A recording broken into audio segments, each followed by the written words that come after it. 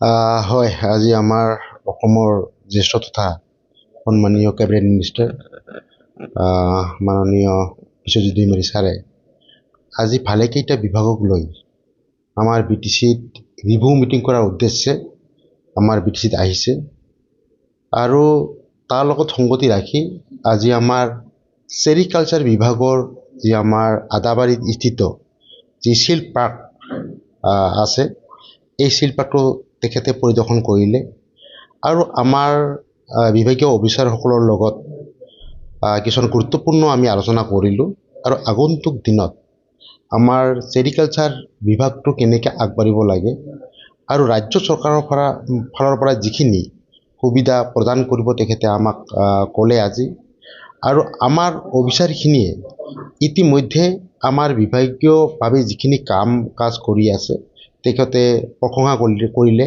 আমাক অলপ এনকাৰেজ কৰিলে আৰু তেখেতে প্ৰতিশ্ৰুতি প্ৰদান কৰিলে আগন্তুক দিনত যিহেতু ভাৰতৰ ভিতৰতে যি আমাৰ বি টি চি ৰিজন এই চেৰিকালচাৰ বিভাগত এৰী উৎপাদনৰ ক্ষেত্ৰত আগবঢ়া আৰু ভূমিকা লৈ আছে। এই ক্ষেত্ৰত আমাৰ ৰাজ্য চৰকাৰৰ ফালৰ পৰা যিখিনি সহায় সহযোগ কৰিব লগা আছে তেখেতে এইখিনি সহায় সহযোগ কৰিবলৈ প্ৰদান কৰিলে।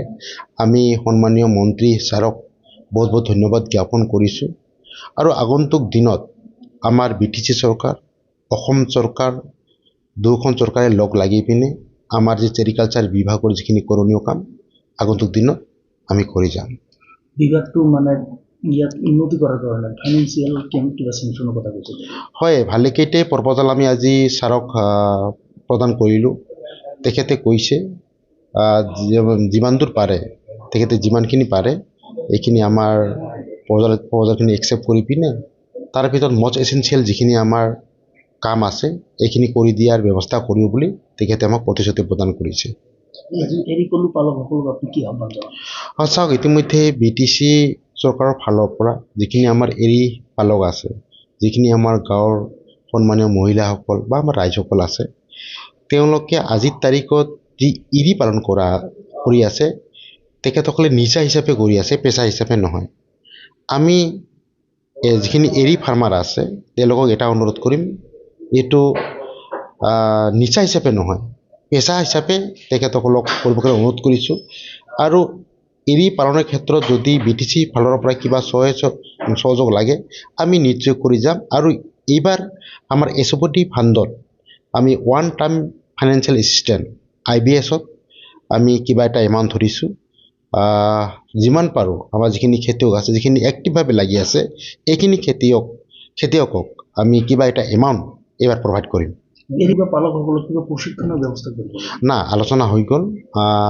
আমি এৱাৰনেছ তথা প্ৰশিক্ষণৰ আমি ব্যৱস্থা আমি কৰি আছোঁ।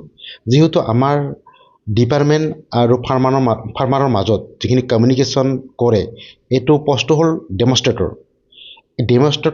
আজিৰ তাৰিখত আমাৰ বহুত কম আৰু এইকাৰণে আমাৰ খেতিয়কবিলাকক গাইড দিবৰ কাৰণে মানুহ অফিচাৰ কম আছে। আমি আজি মিনিষ্টাৰ ছাৰক ক'লোঁ আমাৰ যিখিনি ডেমনষ্ট্ৰেটৰ পষ্টৰ কাৰণে আমাৰ ট্ৰেইনিং লাগে, চেৰিকালচাৰ ট্ৰেইনিং, এইটো আমাৰ তিতাবৰত আছে। আৰু এই ট্ৰেইনিং চেণ্টাৰটো আমি বি টি চিত অনাৰ এক ব্যৱস্থাপনা আমি কৰিম। যেতিয়া আমি এই ট্ৰেইনিং চেণ্টাৰটো আমি আনিব পাৰিম তেতিয়া তাত প্ৰশিক্ষণ লৈ পিনে আমাৰ ল'ৰা ছোৱালীখিনিয়ে ডেমনষ্ট্ৰেটৰ পষ্টত এংগেজ হ'ব পাৰিব আৰু চেৰিকালচাৰ বিভাগৰ যিখিনি কৰণীয় কাম তেখেতসকলে কৰিব পাৰিব, সেইসকলৰ সুবিধা হ'ব। ইতিমধ্যে আমি কিছুমান ফাৰ্মাৰক আমাৰ স্পিনিং মেচিনৰ যিটো সূতা কটা মেচিন বুলি কয় এইটো দিলোঁ, তাঁতশাল দিয়ে প্ৰভাইড কৰা হ'ল। আৰু এৰী পালন কৰাৰ ক্ষেত্ৰত কিছুমান বস্তু আছে এনেকৈ এইবিলাক দিয়া হ'ল।